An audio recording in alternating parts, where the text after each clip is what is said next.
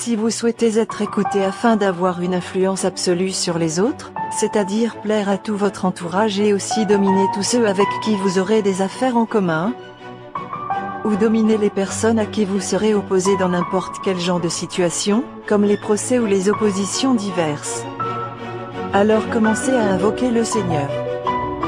Faites comme les Juifs. Lisez Psaume 116 verset 13. J'élèverai la coupe des délivrances, et j'invoquerai le nom de l'Éternel. Le bain juif d'Hysope. Dans un des passages les plus dramatiques de l'Ancien Testament, le roi David surprend Betsabée, la femme d'un de ses généraux, se baignant nue dans une fontaine domestique. Ébloui, il entreprend de la séduire. Il y parvient. Mais Betsabée tombe enceinte, tandis que son mari est à la guerre. David sait qu'il va être découvert. Il fait tuer son général sur le champ de bataille, pour s'en débarrasser. Il ne fut cependant pas débarrassé de sa mauvaise conscience. Il se tourna alors vers l'Éternel et lui demanda de le purifier avec l'hysope. Purifie-moi avec l'hysope. Or l'hysope est une plante, et pas n'importe laquelle. C'est une plante extrêmement puissante remplie des forces divines.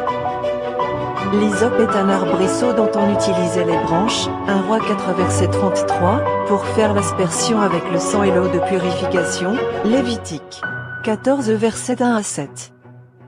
Rien à voir avec le faux hysope utilisé dans nos églises.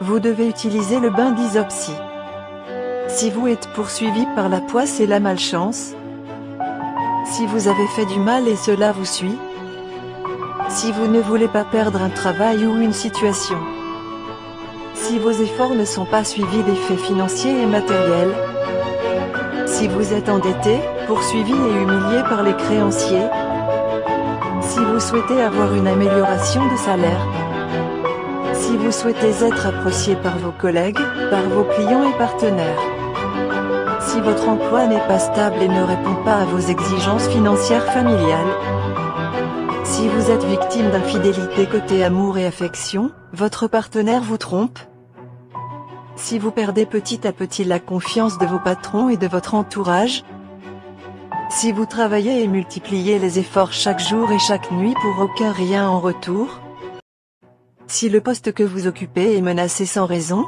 l'on veut vous remplacer par quelqu'un d'autre, si vous souhaitez être aimé par toute votre hiérarchie et retourner le cœur de tous vos ennemis, et si tu restes à écouter les mauvais conseillers et les fausses prophéties, tu auras tes yeux pour pleurer. Le bonheur se construit sur les prières et invocations d'Israël. Faites comme les Juifs.